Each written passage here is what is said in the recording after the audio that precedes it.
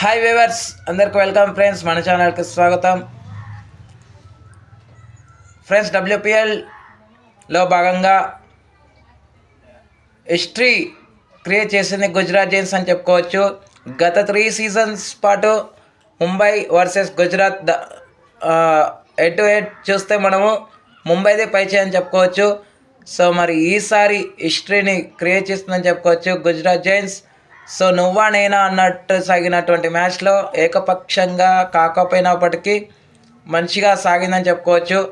So 11 runs తేడాతో ఘనమైన విజయాన్ని సాధించింది గుజరాత్ జైన్స్. సో మరి మ్యాచ్ ఎలా సాగింది ఏంటి అనే వివరాలకు వెళ్ళిపోకంటే ముందు గైస్ మనకి ఒక ఫ్యూ అప్డేట్స్ ఉన్నాయి. సో వీడియో చివరికి చూసే ప్రయత్నం చేయండి. సో ముందుగా మనకి ఓపెనింగ్ సెరమనీ డేట్ అనేది వచ్చేసింది. Opening ceremony India versus USA match ఉంది కదా, 7th రోజు, ఫెబ్ 7th రోజు. అంతకంటే ముందు అంటే మన మ్యాచ్ 7 గంటలకు కదా, సో మేబీ 5:30 to 6 ఆ టైంలో చేసే అవకాశాలు ఉన్నాయి ఓపెనింగ్ సెరమనీ. అదేవిధంగా ఎంపైర్స్ని కూడా నిన్న రిలీజ్ చేసింది ఐసీసీ. ఎంపైర్స్ తుది జాబితాని అయితే రిలీజ్ చేసింది. దీంట్లో మన టీమిండియాకి సంబంధించిన మన ఇండియన్స్కి సంబంధించిన ఎంపైర్స్ అనంత పద్మనాభన్, అదేవిధంగా మదన్ గోపాల్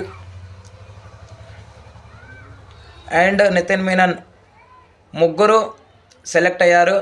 నితిన్ మీనన్కి ఏదైతే ఉందో మ్యాచ్ అది 158th మ్యాచ్ అని చెప్పుకోవచ్చు. తను ఓపెనింగ్ స్టార్ట్ చేసేటువంటి మ్యాచ్ 158th మ్యాచ్కి తను ఎంపైరింగ్ చేయబోతున్నాడు.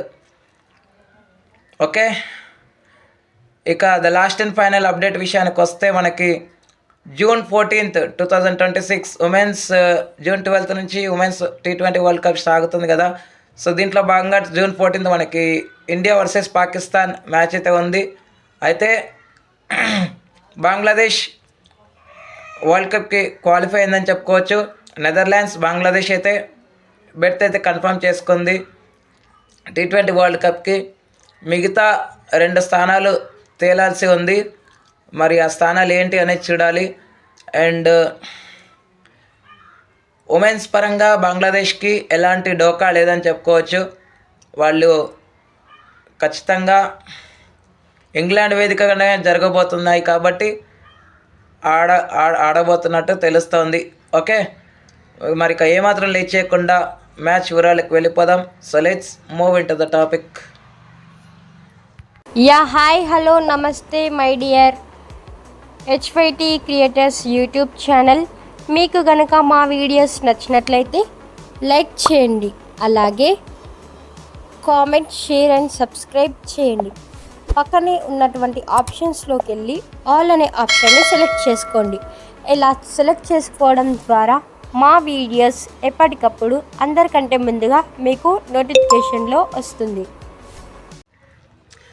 సో టాస్ గెలిచి మొదట బ్యాటింగ్ ఎంచుకుంది ఈసారి. వండర్ఫుల్ డెసిషన్ అని చెప్పుకోవచ్చు యాష్లీ గార్డనర్ నుంచి. అయితే షబ్నమ్ ఇస్మాయిల్ ఎప్పటిలాగే పవర్ ప్లేలో వికెట్ తీసింది. స్టార్టింగ్లో 23 రన్స్ స్టాండ్కి అయితే బ్రేక్ పడింది. బెత్మోని 5 రన్స్కి అవుట్ అయిన తర్వాత మరొక పార్ట్నర్షిప్ జరిగింది అనుష్క శర్మతో కలిసి. సోఫీ డివైన్ మంచి పార్ట్నర్షిప్ అయితే నెలకొల్పింది. బట్ అనుష్క శర్మ 33 రన్స్ చేసి అవుట్ అయిన తర్వాత ఈ 48 రన్స్ పార్ట్నర్షిప్కి తెరపడింది. తర్వాత డివైన్ కూడా 25కి అవుట్ అయింది. 70 వరకు రెగ్యులర్ ఇంటర్వెల్స్లో వికెట్స్ పడుతూనే వచ్చిన క్రమంలో యాష్లీ గార్డనర్ అండ్ జార్జియా బేరమ్ ఇద్దరు కలిసి చెలరేగారని చెప్పుకోవచ్చు. వీళ్ళిద్దరూ క్లోజ్ టు 70+ పార్ట్నర్షిప్ అయితే నెలకొల్పారు. అయితే ఇద్దరివి 50s కాకపోవడం గమనార్హం. 46 రన్స్ వేసి 143 ఆ టైంలో ఉన్నప్పుడు యాష్లీ గార్డనర్ అవుట్ అయింది. తర్వాత భారతి ఫుల్మాలి చేసింది 5 రన్సే, కానీ మేజర్ కాంట్రిబ్యూషన్ అనేది 44 చేసినటువంటి జార్జియా బేరమ్ వద్దనే ఉందని చెప్పుకోవచ్చు. సో సత్ఫలితంగా 9 ఎక్స్ట్రాస్ సమర్పించింది ముంబై ఇండియన్స్. 167 టార్గెట్ అయితే చేసింది. 168 టార్గెట్ని అయితే ముంబై ఇండియన్స్కి అయితే ఇచ్చిందని చెప్పుకోవచ్చు. అయితే మిడిల్ ఓవర్స్లో ముంబై ఇండియన్స్ చాలా వరకు మిస్ఫీల్స్ అయితే చేస్తూ వచ్చింది. అప్పటి వరకు ఫీల్డింగ్ ఒక ఎత్తు అయితే మిడిల్ ఓవర్స్లో మాత్రం చాలా ఘోరంగా ఫీల్డింగ్ అయితే చేస్తుందని చెప్పుకోవచ్చు. అండ్ అనంతరం లక్ష్య సీజన్కి దిగిన ముంబై ఇండియన్స్కి స్టార్టింగ్ సేమ్ గుజరాత్ జైన్స్కి వచ్చిన స్కోర్ స్టార్టే వచ్చింది, కానీ యూటిలైజ్ చేసుకోవడంలో విఫలమైంది. ఎలీ మ్యాథ్యూస్ 6 రన్స్కి అవుట్ అయింది. నాథ్సివర్ బ్రంట్ వచ్చి వికెట్ తీసింది. తర్వాత సజ్జనా సంజీవని కూడా మరొకసారి ఫెయిల్ అయిందని చెప్పుకోవచ్చు. ఈసారి కొంచెం పర్వాలేదు అన్నట్టుగా స్కోర్ చేసినప్పటికీ నిలదొక్కుకోవడంలో విఫలమైందని చెప్పుకోవచ్చు. 26 రన్స్కి అవుట్ అయింది.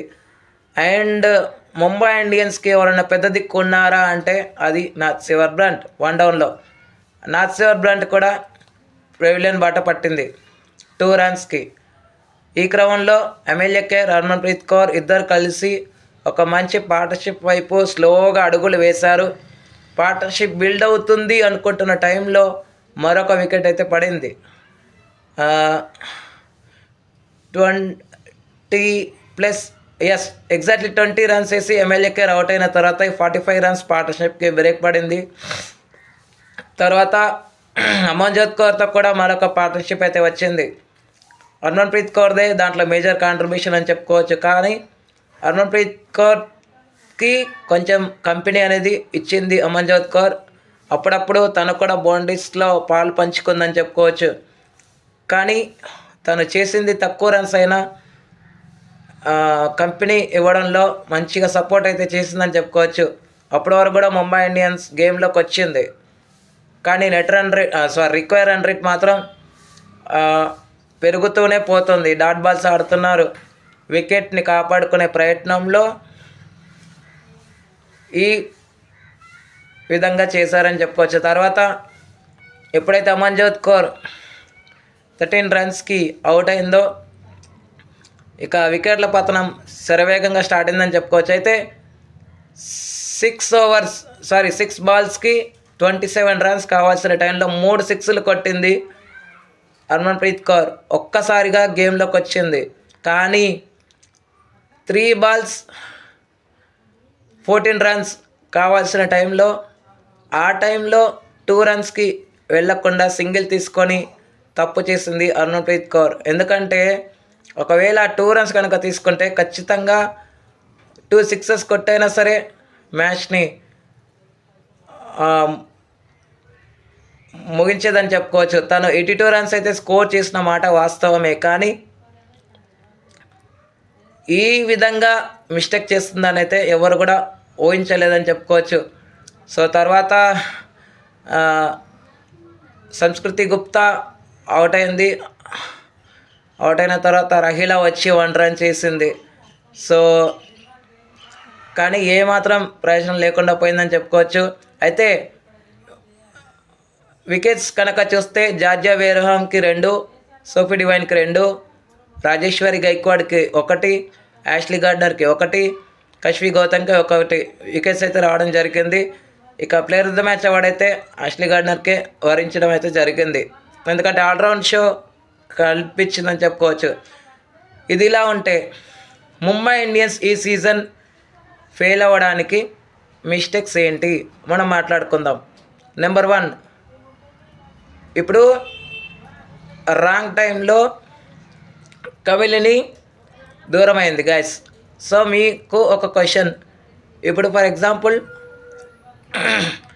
ఎగ్జాంపుల్ రజత్ పటిదార్కి ఎగ్జాంపుల్ మాత్రమే చెప్తున్నాను గైస్, మళ్ళీ నన్ను కామెంట్ బాక్స్లో వేసుకోకండి, ముందే చెప్తున్నాను. సో రజత్ పటిదార్కి చిన్నపాటి ఇంజరీ కన్సర్న్ ఉంది. రూల్డ్ అవుట్ అయ్యాడు సీజన్ 19కి. అయితే బ్యాటర్కి బదులు బ్యాటర్నే కదా కొనాలి. ఇప్పుడు బౌలర్ ఇంజరీ అయ్యాడు, బౌలర్ ఇంజరీ అయినప్పుడు బౌలర్నే కదా రీప్లేస్ చేయాలి. సో అది ఇక్కడ మిస్టేక్స్ చేసింది ముంబై ఇండియన్స్. ఏంటి, కమిలిని దూరమైంది. కమిలిని దూరం అయినప్పుడు ఒక బ్యాటర్ని ఎక్స్ట్రా తీసుకోవాలి. ఎందుకంటే already Mumbai Indians opening combos విషయంలో స్ట్రగుల్స్ అనేది ఫేస్ చేస్తుంది. అది ముంబై ఇండియన్స్ గుర్తించలేదని చెప్పుకోవచ్చు. సో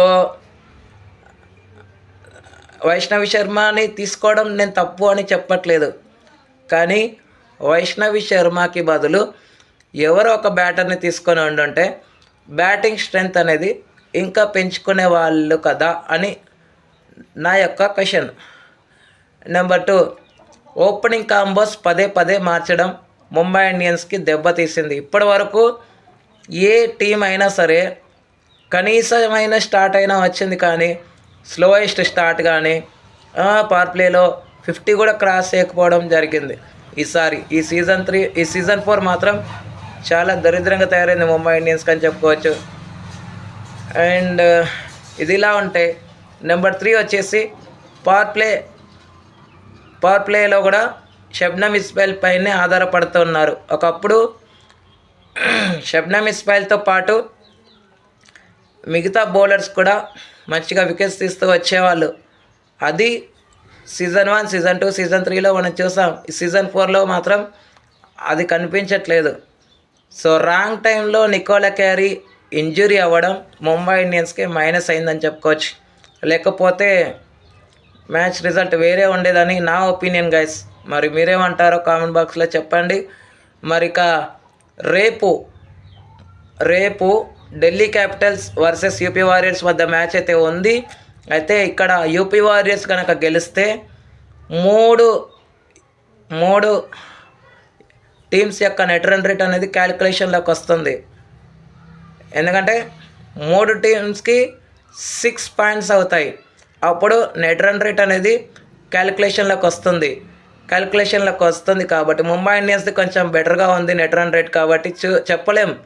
ఒకవేళ ఢిల్లీ గెలిస్తే మాత్రం ఢిల్లీయే మొత్తానికి ప్లే ఆఫ్స్ అయ్యే అవకాశాలు పుష్కలంగా ఉన్నాయి. మరి చూడాలి, రేపు యూపీ వారియర్స్ గెలవాలని అయితే ముంబై ఇండియన్స్ ఫ్యాన్స్ ఖచ్చితంగా కోరుకుంటారు. ఎందుకంటే నెట్ రన్ రేట్ అనేది ఫ్యాక్టర్ అవుతుంది కాబట్టి పాయింట్స్ టేబుల్ ఇంట్రెస్ట్గా మారాలి, నెట్ రన్ రేట్ క్యాలిక్యులేషన్లోకి రావాలి అంటే ఖచ్చితంగా యూపీ వారియర్స్ అయితే గెలవాల్సిన మ్యాచ్ అయితే ఉంది. మరి చూద్దాం. ఎందుకంటే ఇప్పుడు ఒకవేళ ఢిల్లీ క్యాపిటల్స్ వెళ్ళినా కానీ ప్లే ఆఫ్స్కి గుజరాత్ జైన్స్ రివర్స్ పిక్చర్లో కానీ ఆ తర్వాత కానీ గుజరాత్ది పైచే ఉంది. కానీ చెప్పలేము, ప్లే ఆఫ్స్లో వాళ్ళు ఏమైనా రివెంజ్ తీర్చుకోవచ్చు ఢిల్లీ క్యాపిటల్స్ అని నేను చెప్పగలను. ఢిల్లీ క్యాపిటల్స్ని నేనేమీ వ్యతిరేకించట్లేదు గైస్. బట్ యూపీ వారియర్స్ గెలిస్తే ఇంకొంచెం బాగుంటుంది, క్యాల్కులేషన్లోకి వస్తుంది నెట్ రన్ రేట్ అనేది చెప్పుకోవచ్చు. ఓకే, మరి మీరేమంటారు? ఎవరు 3వ టీమ్గా క్యూ అయ్యేది? మీ ఒపీనియన్స్ని కామెంట్ బాక్స్లో కామెంట్ చేయండి. Thank you friends. ఇలాంటి అప్డేట్స్ కోసం ఛానల్ని సబ్స్క్రైబ్, షేర్, లైక్, కామెంట్ చేయండి. మరొక అప్డేట్తో ఉంటాను ఫ్రెండ్స్. అంతవరకు సెలవు, నమస్కారం.